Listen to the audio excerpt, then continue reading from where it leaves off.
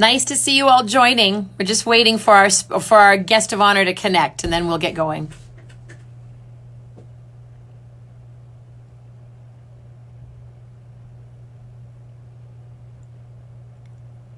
Nice to see so many familiar names popping up.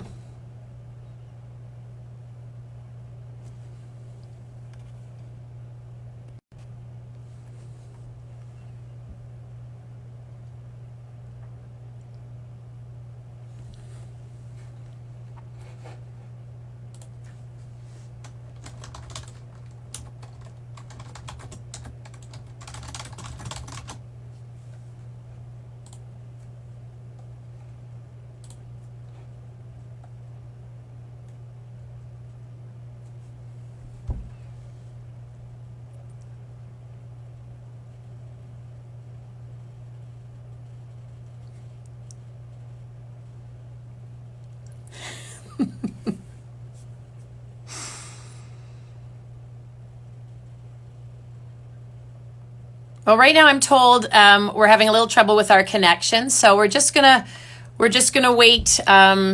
Maybe I'm not sure if I have to start this thing again to make the connection again. I'm not sure. So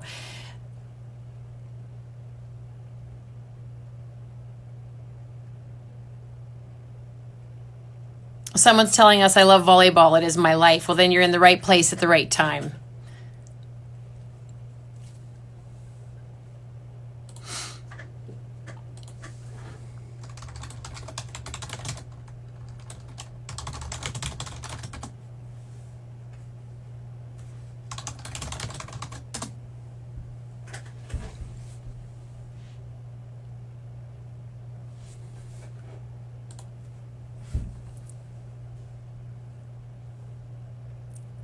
Okay, so while I'm waiting for some direction, since I'm live anyway, I'll give you a little background. It seems to me you guys can hear me, so I'm going to go for it.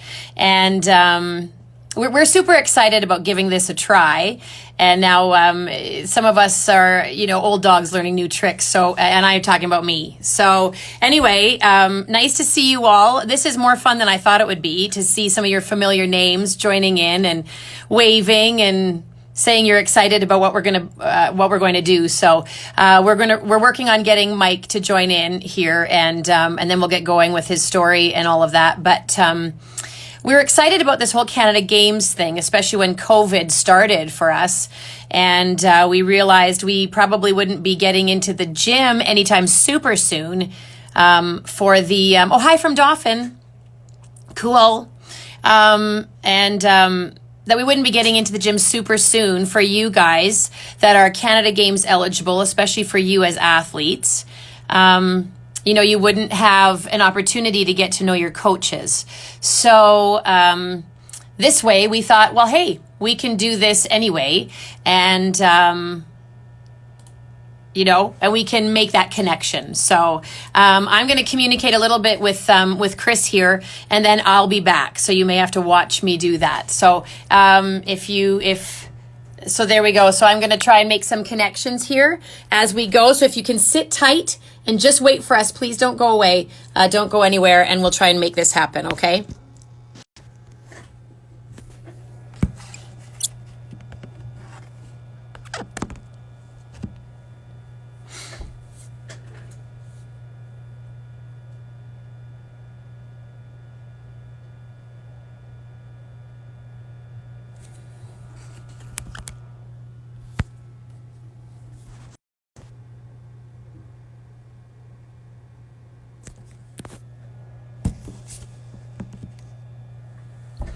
Yes, I'm told this will be posted later if you can't attend right now. So, and of course, once we get it going as well. So, hi, Naya. Nice to see you.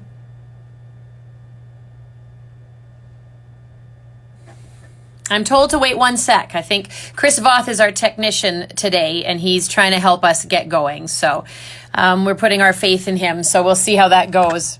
I may have to pause it again. But hang tight, you guys. Patience, hey? That's what this whole COVID thing's about, so.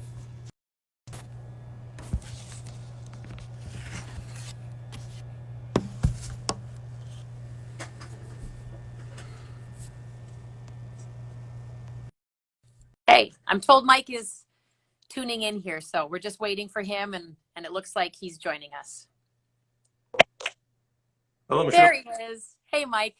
Sorry about that. That's no problem. We've had lots of people joining in already, so this is new for both of us, so it's a lot of fun. And technology does not love me. Well, that's all right. What you do know a lot about is volleyball, and that's what we're here to talk about. So we've had a lot of people joining all the way from Dauphin and all over the place, Mike. So, cool. So it's pretty cool. So, we'll just get right to it because I'm told we have about an hour, and I know you think that's a lot of time, but way too much time, Michelle. Okay, so I don't think I have to actually introduce Mike to all of you, but some things you might not know, just a couple things, and then we're going to get to know Mike for ourselves and you telling us your story. But 9 provincial championships, and when Mike told me that, it was 9 in a row. So kind of coaching club, you don't really know how to do anything else but win provincial championships and a couple what's that? We try. Yeah. Well, it's kind of working, whatever you're doing. And that's why we want to get to know you. Maybe some of the rest of us can learn a few things. And a couple national championships to go along with that at 16U and 18U. So, and most recently, of course, named our head coach for the Canada Games men's team in 2021. So maybe we start with congratulations. Well, thank you very much. Really looking forward to it. Okay. So Mike, of course, with COVID, you can't see the 30 to 50 to who knows 100 athletes that are going to be vying for those precious spots on the Canada Games team. So we invited you here so we could get to know you. And what I'm getting a kick out of this is when we see Mike Stevens in the gym, you're pretty stoic, you're pretty quiet, kind of mysterious. You're like 6'100". Okay, how tall are you? Probably didn't even know I had teeth, did you? What? Oh, there they are.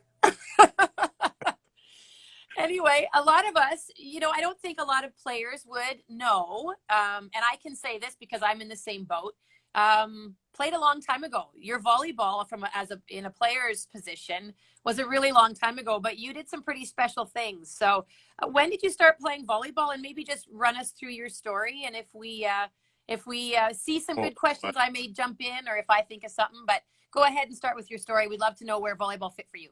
My story, Not very exciting as far as I'm concerned. Started playing volleyball in grade 8. Consider myself actually be quite average. I was a little bit taller than everybody else, but nothing like I am now, 6'9". Played average, like whatnot. Went up to grade 10. Finished grade 10 ball. Was about 6'4". Couldn't dunk a basketball for the life of me.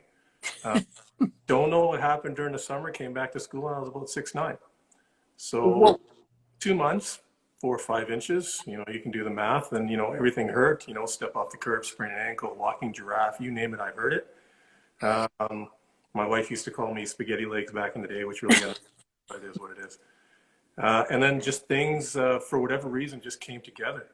Body matured, got some strength, and then can really get off the ground and jump. And I still remember my phys ed teacher, Mrs. Karen, saying, you should try out for the junior national team. And this would have been after my grade 11 school season.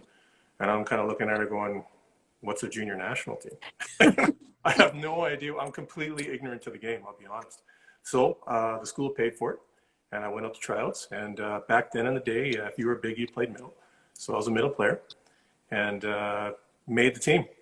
So here's me, 17 years old, playing with the junior national team, which was really cool, playing under my head coach, Paul Brisson at the time. A little Romanian guy, really neat figure, neat character, and just started learning from there. He was really cool, and things were going really well there, and I'm kind of one of the young bucks there. And one day he decides to bring me into a senior practice, and again, I'm ignorant to the craze. I don't know what he's talking about. So I walk into the gym, and there's all these men, studs, and I'm just a boy. Wow. And he just said, just go learn. So he just sent me in there one day, and it was cool, get to practice. And I still remember this. I think it was Glenn Hogue, and I went to block an opposite ball. Back then we called it weak side, and did kind of a half jump, not a full effort. And Glenn went clean over me, like I wasn't even there. So that was a lesson really early on, never to give a half effort, and everything was full out. So that season we went to the Pacific Pac Rim tournament in Taipei, Taiwan, just off the coast of China. And we played there. We didn't fare very well. It was cool. Played middle. And at the end of the tournament, my coach says, you know what, let's try you on the outside. Back then we called it power, which is now left side. And I went, sure. What do I know? Let's go hit a ball. And I've never hit a ball out there. So hit my first ball, hit somebody in the head, went to the ceiling, crowd went crazy, and the rest is history, and stayed on the left and never went back to the middle, thank goodness, because Wow. that middle position is hard. Like nothing but props to the middle player, seriously. And from there, that was grade 11, played my grade 12 school season, went back to junior national team, missed half my grad for grade 12 because I was just wanted to do it, just wanted to get back to the game. And back then we practiced for 2 months out of the season. So we practiced the full summer. Okay. So I went into University of Winnipeg my first year. I've already 2 years of international ball. So I was a rookie in the sense of my first year, but kind of not really. So I was kind of fortunate that way. And then university was cool. You know, it was 3 years, a couple of championships, a bunch of awards, a couple of records. Back to junior national team in the summer. You know, go to Norseca's and then go to Bahrain, Saudi Arabia. It was really, really neat experience. Yeah. That's my cool story in a nutshell. Yeah, that's a really, really quick version, Mike. Now, so, but I just want to go back to this a little bit. Now, you're going to be coaching 17-year-olds at Canada Games, and Yes. but you were 17. Like, it's kind of hilarious to me. Well, I played junior national team, and then I went back to my grade 12 team. Like, Yeah. that doesn't happen for everyone. And like you said, do you think it was maybe an advantage for you that you were so young and you just really had no idea? And like, obviously, I mean, you, like, the guy pulls you over to the senior national practice, and really that changed your perspective on your playing, as you said. Totally. You know what? Playing junior national team was a great experience. But again, they're close to your age and peers. There's only maybe a couple of year difference. Okay. You know, the top end was about 19. I'm 17. When you walk into that senior practice and you have a bunch of people who are 25 and older, you know, who've played, are very seasoned, and this is their life and their career, you get a really true appreciation for really what it's all about. The hard work and dedication and the sacrifice that they go through just for their sport. Again, I was ignorant to testing. So we came down to testing us and doing the VO2 max. Honestly, I was like, do I really want to keep playing volleyball? Because they had to carry me off the bike, lay me on the floor, put a bucket beside me. Like, it was hard. It was a lot of hard work. So it wasn't, you couldn't be kind of your toe in the water. Your whole foot has to be in there, and you got to be all in. And you really have to buy in, because every day is aches and pains and injury. You know, there was, for my entire career of playing volleyball, there wasn't a day that I wasn't sore. You know, he's hurt all the time. Couldn't walk upstairs without grabbing on the rail. Didn't sleep well. Couldn't sit in a car right. You know, I don't sit in cars right to begin with. I'm just too darn tall. So you just learn to adapt. And yeah, you just learn to play with soreness and injury and fatigue and just get on by. Well, you know, I mean, you talk about that, and there were some factors in terms of you having some injuries, and in terms of how you were actually, I'm going to say, forced to play when you played because of the kind of player you were. I'd love for you to share with some of these, well, the young athletes and just everyone listening. You had a pretty special game at U of W. In 1987, you were Player of the Year. You were obviously a major player on that University of Winnipeg team. And you broke some kind of record. How many sets did you get in this one match? Tell us about that, and what match was it? Just take us back to that. I love that story. Well, I don't like talking about myself, Michelle, but I know, but that's what we're here for. So I get to ask you these things. That actually happened at my third year in, I think it was in Guelph. And it was a 138 sets, 75 kills. That's what it was. 138. 138 sets, 75 kills, yes. Wow. I played Laval, Gino Prusso. Oh, yeah. Yeah, we won the first 2 sets. I'm like, good, I'm going to get off the floor easy. And then we got smoked in the third. I think we lost at 5 because it was only up to 15. It wasn't rally point. It was side-out volleyball. And then the next 2 sets were 14 and 14, 16, 14, 16, 14. And I'm pretty sure I hit the last ball out.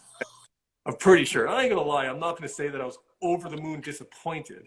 I'm disappointed, but it didn't kill me, you know, because it was over. So then you kind of hobble off like you're 80 years old and, you know, life goes on. Yeah. Well, Yeah. So some people are thinking, yeah, life goes on for you. So they're waiting to hear, okay, and then after that, you know, I was at this level, I played junior national team, and then I went on to play where? But your story takes a turn, which is maybe Yeah. different than a lot of other players, and Yeah. that might surprise some people. 6'9".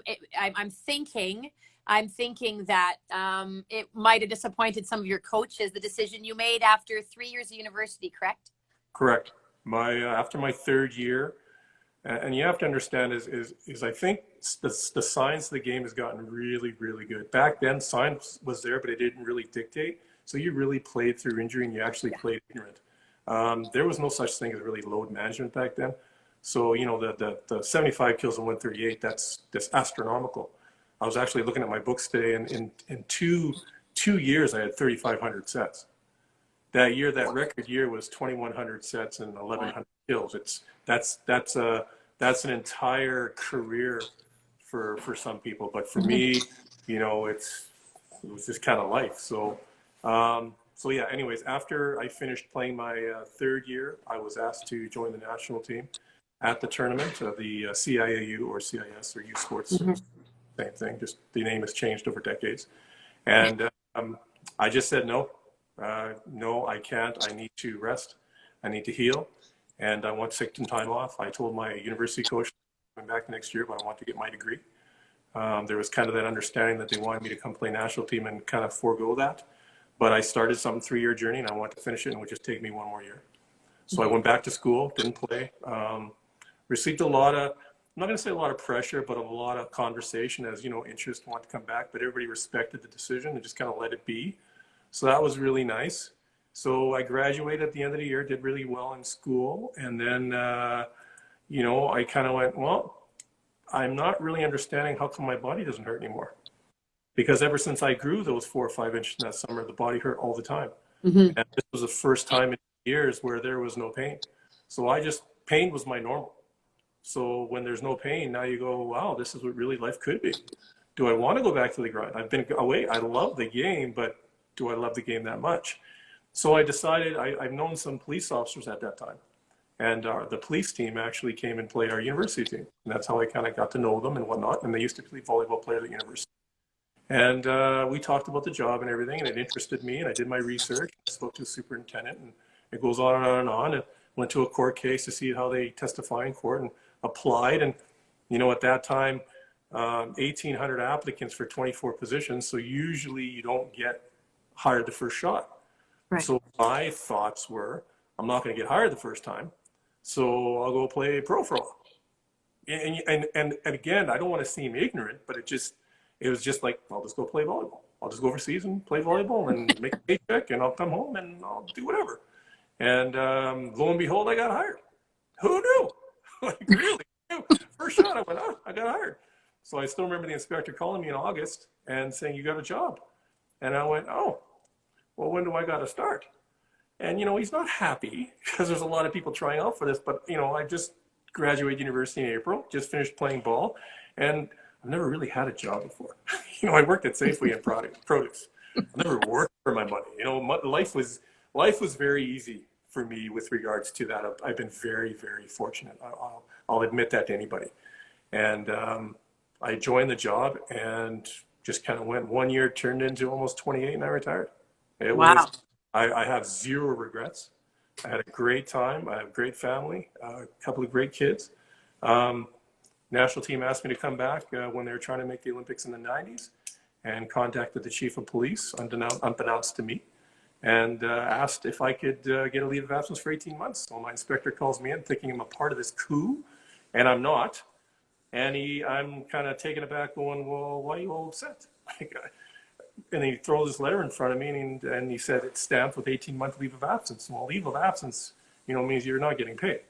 So I'm like, well, I didn't ask for a leave of absence. So I phoned the coach and I go, hey, what's this all about? Yeah, we knew you'd say no. So we just went to the chief. And the chief says you can do it. So if you want to do it, you can do it. And I'm like, oh, no. I was happy with my life, and I thought ahead going, if I go play and I hurt myself in a major way, maybe I can't come back to my career. And, you know, thinking about that now, I retired at 49.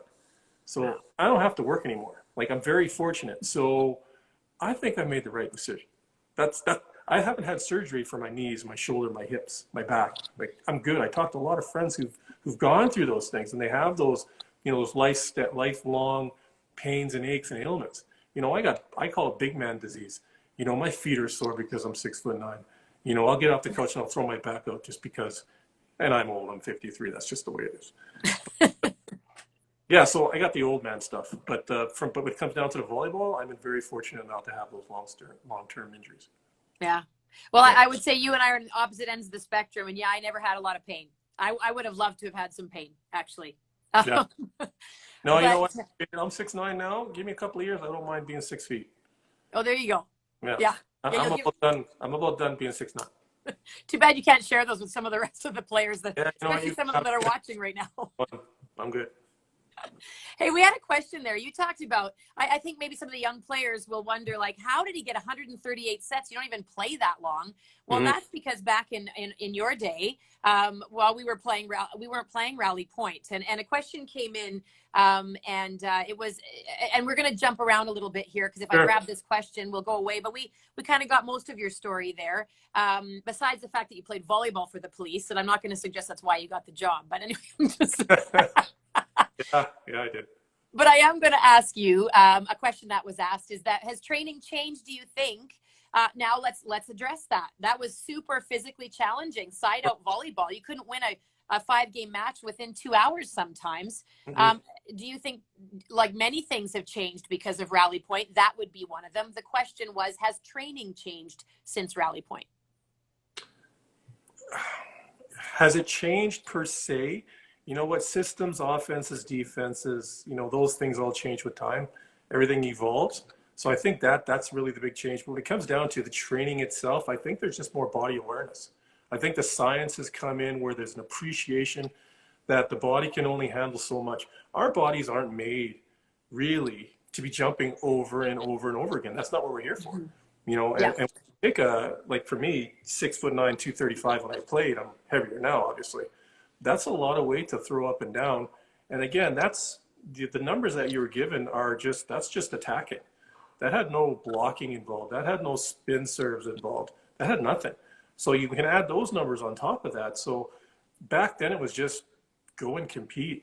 You got to compete. The boosters are in the crowd. And I appreciate that because there's a business side of things. But again, a lot of it was the athlete unknowing, not knowing really when enough was enough. Right. And there's more of that right now. I think the coaches are more in tune with the sciences, more in tune with the body, more in tune with the kinetics of things, and really understanding that there should be load management. So especially with these young people right now, and I really, really encourage multi-sport athletes. So when they come from a basketball practice to a volleyball practice, it's the open communication. It's like, okay, what did you do in basketball practice today and how are you feeling? And we'll feel it out, and we may eliminate the jumps, and we'll work on the receive, and we'll work on the defense, we'll work on the serving. So, but you need coaches to really understand and be on the same page. And unfortunately, it happens a lot, but unfortunately, I don't think it happens enough. It would be nice if like basketball and volleyball seem to compete with athletes, really. It's not a hockey volleyball thing or football. It's basketball, volleyball, and they kind of piggyback on each other in seasons. And when you start working into club, you have club volleyball, but you also start playing club basketball at the same time.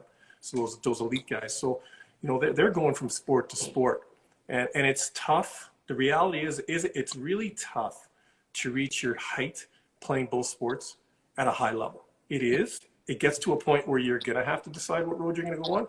But I like that road to be later than anything. Not grade 10, not grade 11. Grade 12, and you're trying to figure it out. And because in university, you can't do both. You just can't. Right. You're practicing volleyball or basketball 5 days a week, not including the weekends that you're playing or traveling. Right. That's just the way it is. So I think the education has gotten a lot better and more of an understanding for what the athlete is going through, and a lot more training with regards to coaching also. Yeah, I would agree, and just a lot more things at your disposal, right? As a coach, you have a lot more, right? The whole medical team and all that stuff. Exactly. Okay. So if we're talking about training anyways, let's talk about a question has come in with phase 2 coming June 1st and return to sports being part of it. And this Yeah, may be more of a question for Volleyball Manitoba than you, Mike, at this point, but they probably know the same as you do, or we all yeah, maybe are in the same boat. Any idea what the summer will look like for sure, prospective Canada Summer Games athletes is the question. sure. I just got off the phone with Volleyball Manitoba today. And really, what it's looking for is Volleyball Manitoba has to draft a return to sport. Right. So, with guidelines and recommendations with regards to what the sport is going to look like, we would be foolish to think that we can actually walk on the volleyball court right now and play volleyball like we know it. Mm-hmm. It's going to take some time, but we would like to make some amendments and addendums to do something. So we got to look. So there's a lot of research going on by Volleyball Manitoba and Scott Koski with regards to other countries, other provinces, and what they're doing, and putting our best foot forward to ensure that the athlete is safe, but also trying to continue with the sport itself. So the return to sport is submitted to Sport Manitoba, and from Sport Manitoba it goes to the health officials to give that rubber stamp of approval, whatever that may look like. We know that right now that indoor sports carries a higher risk than outdoor. We just know that it's a confined space. So are we thinking about maybe we'll, smaller groups outside just to get the touches going, just to get the identification going, those types of things. Yeah. Will it be smaller groups inside? We don't really know because Manitoba's been doing a great job right now flattening this curve. And for right now, we're doing really, really well. So I'm very optimistic. We're going to do something. Not saying it's going to happen for sure, but I'm really optimistic we're going to do something this summer. Hopefully later summer, it's not going to be in June. That's the reality. Yeah, that's right. Is it going to be in July? Maybe. I'm really crossing my fingers for August. I kind of like to err on the side of caution, but it's not my decision. These are decisions that have to be made by by Sport Manitoba, Volleyball Manitoba, as well as the health officials, most importantly. Yeah, for sure, for sure. And for sure, I know from just the Volleyball Manitoba side, we are certainly going to try to identify athletes and have registrations and that thing, even if there isn't anything physical going on. So we are. If people know me and have seen me, I live in the gym. I'm a gym rat. So I'm a really big believer in doing my homework. So I'm fortunate that I've been in the gyms for the last number of years, especially this last school season, club season, really have a good idea for a vast majority of the athletes that are out there. There'll be athletes that won't even know that I know their name. Yeah. But I know them. I don't know them all, but I got a good feel. I make it my point to know who the real kids are and who the urban kids are and where everybody is. And maybe they're not playing for a very successful team, but I'm pretty sure I know them. But anyways, we're going to have a registration anyway. Yeah. And the registration will be your typical registration, all your personal information. But we're working on something in addition to that right now. We might release, or we're thinking of releasing after the registration. And we're looking for, when I was talking to Scott Koski and with Volleyball Manitoba, and I said, I want to really have, since we can't be in the gym, I want to have an idea who these athletes are rather than just a name. Right. I can't meet them, all these types of things other than on a phone or have a conversation or whatever. So we're identifying, we're making like a questionnaire, so to speak, just so the coaching staff can have an understanding of who the athlete is, what drives that athlete, how they think about certain things and concepts. And it'll also be a nice personal reflection to the athlete themselves. Oh, I didn't know that about myself. Maybe I need to work on that piece so they can have something to take away and actually grow as a player before even trying out and being on the court. So really, that's what we're looking for. We're looking for something more than just the athlete and the athlete experience. We want the athlete to grow as a person. So if someone's not successful in this whole process, at least they had something to take away. And that's what we're looking for. Oh, I love that. And then, you're going to reach even more athletes because, of the 12 that make this team, right, there's going to be way more that are really close and can still benefit from that. Okay, so let's continue to get to know Mike Stevens as a coach here. Okay. When we see you coaching, right, and I mentioned it earlier, and you have a certain style, pretty calm.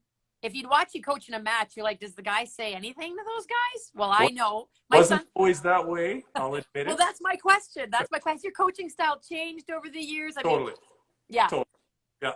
No, I'm a very passionate guy, and I've learned it throughout the years, but I learned it really, really early. So I'm a wise guy, so to speak. So I learned that behaviors are not acceptable. So if I would fly off the handle on a call that I thought was wrong, well, that's inappropriate behavior. But at the time, I thought it was perfectly just. So those things, those things I've tapered out. And when I realized really, really early, and it really happens when you have kids, is that the team that you coach is a reflection of you. So if you're a hothead and you lose your mind on the sideline, they're going to be hot and lose their minds on the court. I'm a very cerebral guy, and I always have been. Mental toughness and focus is like my deal. I love it, and I really push for it. So if I want my athletes to be like me, be like Mike, so to speak, then I have to walk the walk. Mm-hmm. So I just can't talk about it. I need to lead by example. So when you see me quiet and sullen on the sideline, it's not that I'm not thinking. It's that they draw that energy. So when things get tough, really tough and stressful, it's a part of mental training. It's like, what do you do for your mental training? Well, they just this is how we practice. Let's put it this way.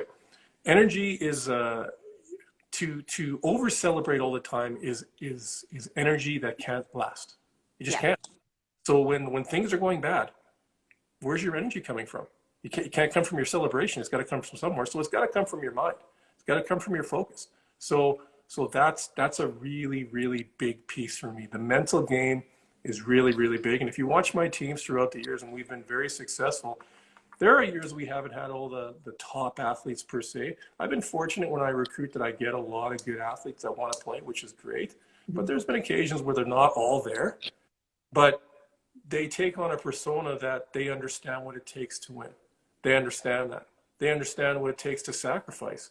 They understand that they need to control their emotions to ensure that they're not led down an emotional path to lose a couple of points in a rally point, which could be just that quick, and you know it. So it's our job as coaches to empower these athletes the best way and prepare them at the best way we possibly can. So when you see me quiet and sullen and stoic, it's for a reason. And it's because that's really who I am. And the flippant stuff is only when my kids really get on my nerves and I'll lose my mind. But when it comes to volleyball, that's to the side. And if we practice and I'm not happy about something, you're never going to see me lose it, like completely lose it.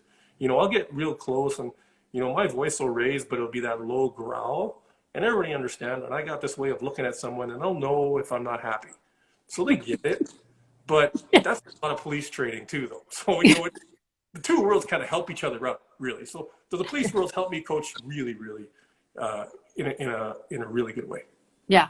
Yeah, well, it's cool. I mean, that's great I know there's a lot of coaches watching this too, Mike. And having coached myself, you go through that journey and it's nice to hear that you also went through that journey. It wasn't just like you stepped on the court and went, oh yeah, I'm calm all the time. And I figured that out right away. It takes some time. And even if you played calm, I think it's hard to transfer that into your coaching because you want so badly for these kids to get it and they're not getting it. And so you want to pass on more energy just so that they have some. So there's a lot more distraction now than there was back in the day. So it's those distraction pieces are hurdles as coaches that we try to conquer. Mm-hmm. The young ones now, they want the instant gratification. They're always getting pulled in different directions. I wish there were more, but some really, really understand sacrifice. That you need to sacrifice. So in this time that we're living right now where you can't be in a gym, what are you doing right now to be a better volleyball player? What are you doing? You don't need to be in a gym, really. There's literature out there that you should or should not strength train. Why don't you strength train? Why don't you do plyometrics? If your body can handle it and you have a foundation. Why aren't you working on your speed? Why aren't you working on something? But if we just sit and wait, it doesn't really work. And that's the big piece for me is those who are going to be successful in this program are those who want to put in that extra time away from the court. If they really, really want it, then you got to live and breathe it. And I'm not saying give up everything. That's not what I'm saying. You need to stay home. You can't go with your friends. It's not what I'm saying. But what I'm saying is you just can't be your stereotypical athlete, walk on the court, play for 2 hours, leave, and do nothing. Mm-hmm. You got to think about diet. You got to think about nutrition. You got to think about your sleep. You got to think about if you're an anxious person, well, how do you work on your anxiety? All these types of things that you can work on to better yourself as a person physically and mentally and emotionally and spiritually. That makes you a better person. That makes you a better person, most importantly, but it makes you a better volleyball player. Just does. Yeah, cool. Cool. Let's address some of these questions that have come in. I'm learning something. If I scroll down, then we miss the new ones that are coming in. So Okay. I just saw some now, Mike. And someone was just asking, will there be invited tryouts? Will there be practices for Canada Games? Do you know how that's going to work for the athletes that are listening? I'm pretty confident there's going to be a registration piece, just like there would in any summer program for Volleyball Manitoba. Same with last Canada Games. I don't think we haven't really discussed it too far. I don't think it's going to be it won't be an invite. It has to be a system of transparency. Yeah. So the registration will be open to everyone of the 03 age, as well as the 04s, I think is what we're looking at right now. Yeah. And it may be there's going to be some special circumstance of an 05. But it's going to be open to everyone as far as I understand it. It has to be open. It has to be transparent. And then we move on from there. So we'll see what the numbers look like. And then we also got to devise if we're working in the gym or we're working on the sand or working on the grass or doing something this summer, what the numbers look like, what the structure looks like, those types of things. So yeah, perfect. Okay, great. You have a big fan here. Habib is in the name. So says, hi, Mr. Stevens, big fan. What should athletes be working on at home to improve their chances? That's funny, but it's also a good question. I think I just answered that a little bit. Yeah. This is a great time. What these athletes don't understand is, there's positives in a negative, life situation right now. So we have COVID, and it's unfortunate that we're going through this in the world, but it's really a time that you can work on your body. Like there's no cooler time to work on your body right now, because right now we would go through club right till the middle of May. Yeah. And then some of these kids would jump into provincial team, and then they would have 4 weeks off, and then they go right back to school volleyball 5-6 days a week. Like, tell me this isn't a perfect opportunity to work on your personal physical self. I talked about all the spiritual anxiety and the inner peace stuff, but we're talking about the physicality of things. There's no specific program you should be doing. You got to, I always suggest if you're not very comfortable or confident in what to do physically, whether it be strength training, whether it be jumping, sprints, those types of things, talk to a phys ed teacher. They have the background, they have the training in school. Talk to them. Talk to someone. If you have an athlete, an older athlete, what do? Talk to them. Do research on the internet, but be very careful on the internet, because a lot of the internet stuff isn't geared to youth. I know you young people out there think that you are it right now, but you're not. Your body is not ready for high-level plyometrics. It's not. So don't try them. Right. One question that came up too, and you talked about sacrifice. You sort of talked about that in terms of when you were talking about your playing days and that. The question is, what are some examples of things that we can sacrifice to play our sport at the highest level? I'm sorry, can you go again, Michelle? Sorry. Just an example of some things maybe that you sacrificed, or examples of what we can sacrifice. What I sacrificed? Well, understand, back in the day, because I'm old as dirt, there was no social media. Oh, yeah.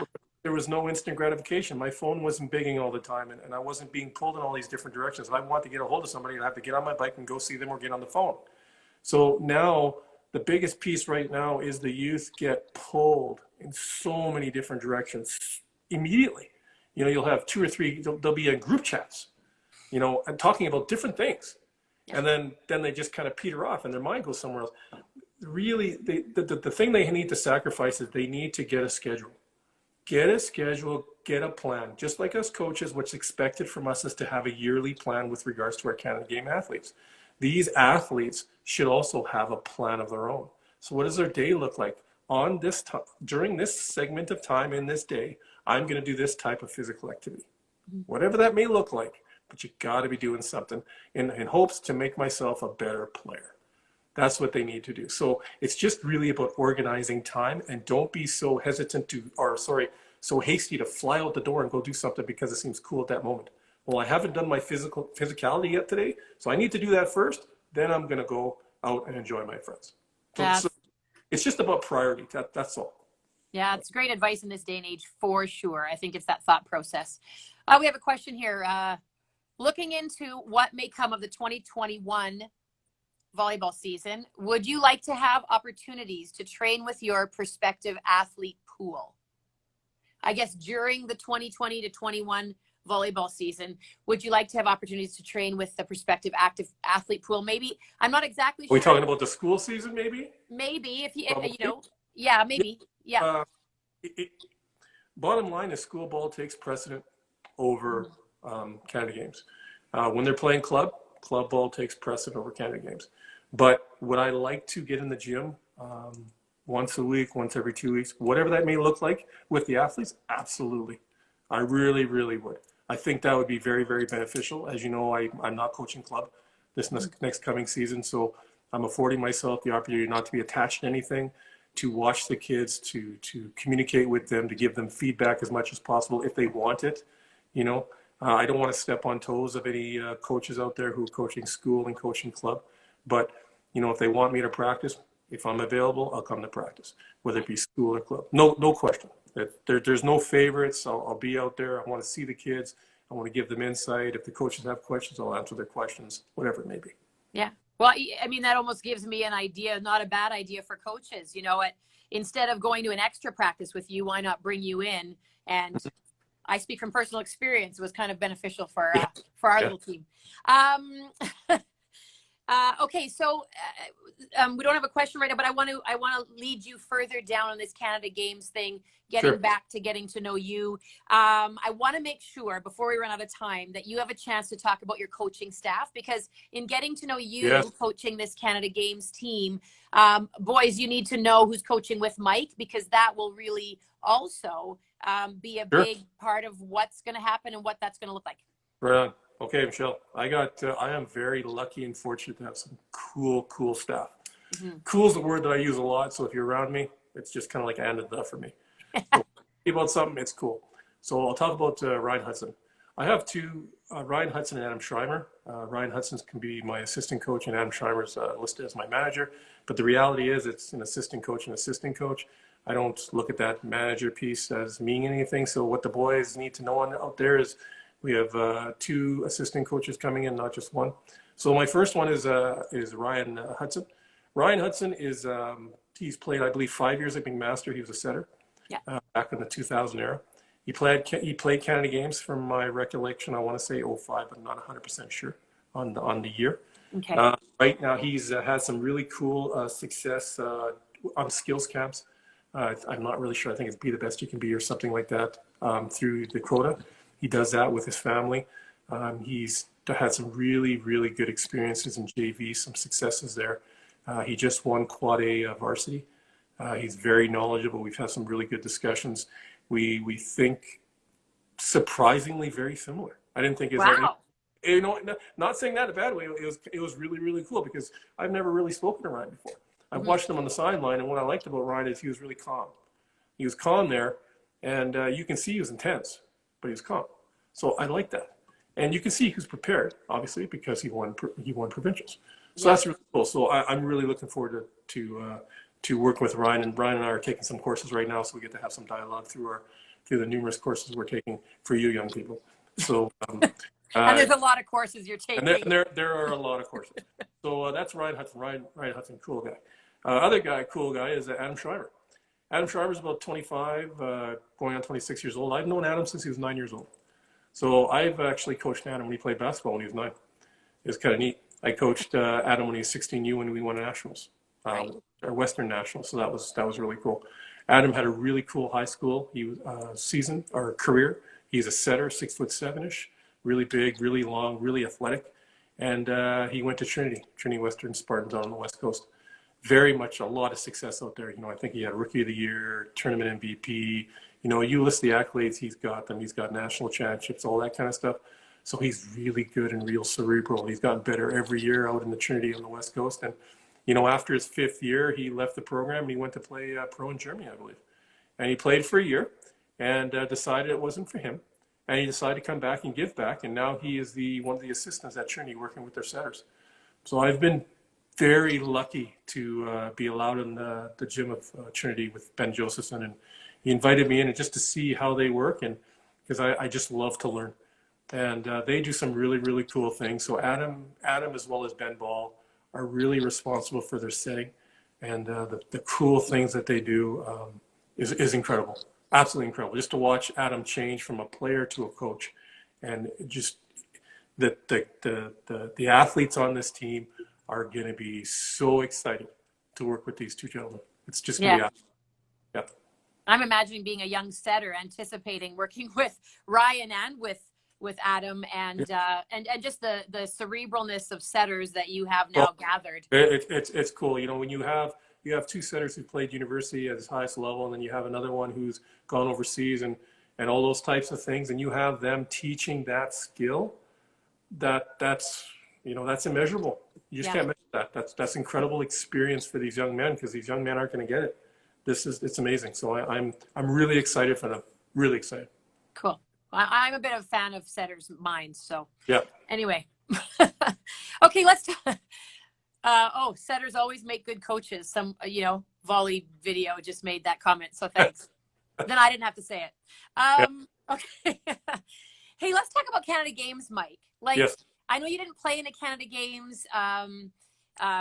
It's such a cool event. What do you look forward to in going to the Canada Games? I mean, what's something that's getting you excited about the actual games? Canada Games is probably is like one of the pinnacles in these young men and ladies' career. It's like the Youth Olympics. So it's, you play club, and you have it's extremely rare if it ever happens where the best of the best are playing on one team. Canada Games, that's exactly what it is. The best of the best are representing on that team, representing their province and carrying that flag. That is very, very cool. So I didn't do it on a provincial level, but I did it on a national level. And to carry that national flag, our Canadian flag, you will never forget it. So I'm really excited to work with the youth, to work with them for a year. This is my first opportunity to actually work with someone more than a club season of 4+ months. I get to actually work with them for the full entire year, work through a periodization training schedule. It's going to be, I'm so excited. Like I'm more excited to get in the gym, I bet you, than the youth. And I hope laughing down there, I highly doubt it. Because I can't wait. I can't wait. That's fantastic. No, there's nothing like a multi-sport games too. And it's beyond long ago that I played in the Canada Games, and it's just amazing. The opening ceremonies, the closing ceremonies, it's like the Olympics. It really is. And at that point for these athletes, it's as good as that, and it never tarnishes. It's as good as that. Right. You're exactly right, Michelle. Yeah. Well, we have a question here. When do you think the Canada Games teams will be selected? Well, I guess we sort of know that answer. Well, we kind of know it. We're working on a timeline right now. Let's talk perfect world. If we lived in a perfect world right now, we weren't going what we were going through, we would have a summer program. That summer program would be, could be 40 athletes. Could be, because we don't want to break it down too early. We want the kids to go through a school season, go through maybe a club season, and then make that final team. But there will be cuts along the way. So if in a perfect world, we'd have this big selection of athletes. Say it was 48, just a number off the top of my head. And then we moved into January, and we trimmed it some more. And then we moved maybe partially through club, we trimmed it some more. And after club season, we trimmed it down to 12. So we want to make it a gradual process to give these kids an opportunity, because what we have to understand here is that boys develop differently than girls. So boys develop late. So in summer, you could reach a Mike Stevens who grows 5 inches during the summer and go, oh, I missed that opportunity, haven't I? So we don't want to do that. We want to make sure that everybody has an equal opportunity, and really boys will be close to what they're going to be, later in the school year. You know what I mean? Like post-January, you'll have a really good idea of who they're going to be. But if you make it 6 months earlier than that, we're shooting ourselves in the foot, and we're doing a disservice to the athletes. Cool. Okay, so my question for you is, Mike, and I mentioned it way at the beginning, 9 provincial championships, but you've stuck around the 16 to 18U sort of age, and that's what the Canada Games age is. And I mean, I wonder, and so I think other people might be wondering too. I mean, you could take this to the next level. You could, right? You could go and say, I've done this for a long time. Why are you so drawn to this age, exactly the Canada Games? Why is that your passion? I've coached 14 right through to 18. Like you said, I've coached 16 through 18 predominantly in my last, 6-7 years, I guess. I've coached, fortunate with Larry McKay to be his assistant for 3 years at the University of Winnipeg, working with university athletes. This 16 through 18, the reason I start with 16 is because I like to develop athletes for a three-year ride. And it takes time to teach them everything that I possibly can. It doesn't take 3 years, probably takes 2. But again, if you look at the club season, it's only 4 months. And if you look at a Canada Games program, which is a full year, no problem. They'll understand it all. Like they'll get it all, because you can't give it all in one 4-month shot. So is why I like to start at 16, 17, and 18 and keep building. And I'm a recruiter. It's what I do. Do I take the same team from year to year? I don't. You know, some people frown on that, and I've had debates and discussion with some out there because they think, you know, it's you're successful because you get all the best kids. Well, my mind is based on recruiting. When I worked on the job or in the Winnipeg Police Service, I was in charge of recruiting. Oh. So I'm in charge of hiring people. That's where my brain is. When I moved into management my last 7 years, there's annual transfers, and in annual transfers, you go out and you recruit platoon leaders to lead your division. So that's recruiting. That's how my brain is wired. I'm not wired just to sit back and let's see what happens. I'm kind of a hands-on guy. I like to do everything I possibly can to make that product as cool as it is. Say we won nationals. Well, I'm still going to try and make it better. That's just the way I'm wired. And, Yeah. you know, people will talk about loyalty and not loyalty. It's not about loyalties. It's really about being fair. You know, I have to be fair. So if someone is better, then someone makes the team. And that'll upset some, but that's, what are you going to do? It's right. You can't please everybody, but you're not, if you go in if you go in transparent, then that's the best way you can possibly be. You know, I don't make decisions based on politics. I don't make decisions based on knowing people. I make decisions based on the merit of the situation. And that's how I'm wired. I'll never waver from that. And that's who I am. And that's great news for you young athletes. So don't assume, never assume anything when you're trying out for a Canada Games team, because he's told you right now, like he's going to look at you and that's how it's going to be. And if you're good enough, and if you're one of the top 12, you'll make that team. Mike, we have about 7 minutes and we have two questions I want to get to. So this one is probably a quick answer. And I want you to finish with the last one. I want you to finish with your favorite memory coaching youth volleyball. So I want you to finish with that, but also this is your second last question. Do you plan to do some off-court testing with your team to measure development? Yes. Do I know what that looks like right now? No. Okay. But will we be testing? Yes. Good answer. Pete Conway asked that. He's the games guy. Okay. 100%. Yes, Pete. We are doing. I need measurables. I need those. I'll go real quick into this.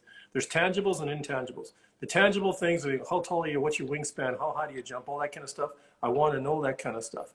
But that's the tangible stuff that I can write down, and that's what it is. And you can work on that to get better. You can also work on the intangibles. The intangible stuff will be like, are you passionate? Are you driven? Are you focused? Are you mentally tough? What's your volleyball IQ? You know, are you a team person or are you an individual?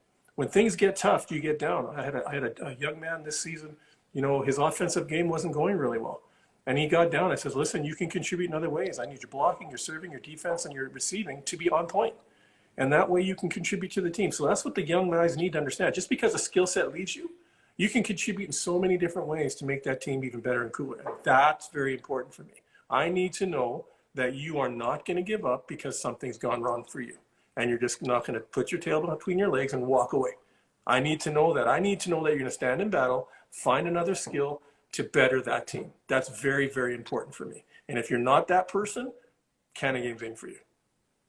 Awesome. Okay, Al Crack's asking this question. What is your favorite memory coaching youth volleyball? I think I know the answer. Who's so this? I want you to finish with that. Who said that? Al Crack. Krakowicz. Yeah. Alex. Alex Krakowicz. Yeah. Great question. Memory. Yeah, your favorite memory. You know what? It's going to be the year that we won 2015 Nationals. It's going to be, and the reason is going to be this. We had 5 kids, I believe, from Steinbach. That was I know, sit down, Michelle, don't get too excited. It is what it is. But here's the thing. that was the one team out of all the teams as a collective, like literally every person on there, everybody had the same mindset. Everybody was linked together as a chain. The egos were left at the door. There was no entitlement. They worked hard. They walked, they just kept wanting to learn. They were just sponges. That's all they cared about. They wanted to learn, learn, learn, learn, learn. We went to nationals. We weren't the biggest and the baddest team there by a long shot. There were guys out jumping us and banging that ball like men, without question. But that didn't phase us because we trained against some older guys.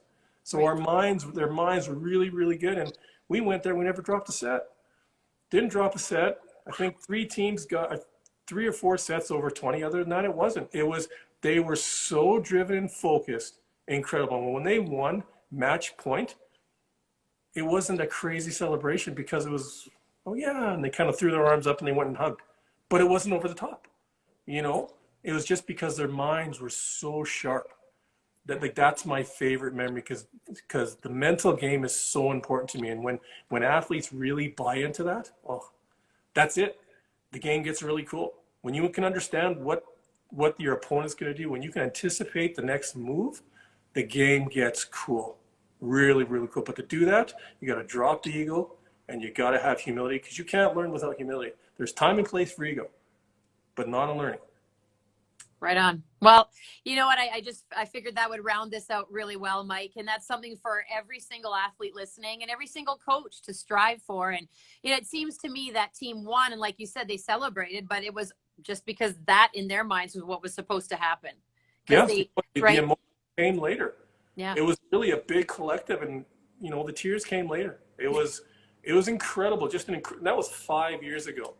Like, my kids don't play. I do this because I love it. Yeah. Like, what do we get out of this? Pure enjoyment. If I can teach kids how to play this game and take something and make their lives better outside of the court, I've done my job. And that makes me really, really happy. So. Well, Mike, we're happy to make you happy and to welcome you as our Canada Games coach for our men's team. And all of you who listened and asked questions, thank you for doing that. I want to throw something out at you, Michelle. Yeah. This will be odd. I'll throw my email address out for everyone. If you want to ask a question, my email is mm as in Mike, so mmstevens, STEPHENS, @shaw.ca. If you have a question about whatever, shoot me an email. I'll get to you as soon as I can, and we'll go from there. I don't do social media, so this whole thing right now is getting deleted. Once this is done, it's getting deleted. I have no Facebook, no Instagram, no Twitter, none of that stuff. Not interested.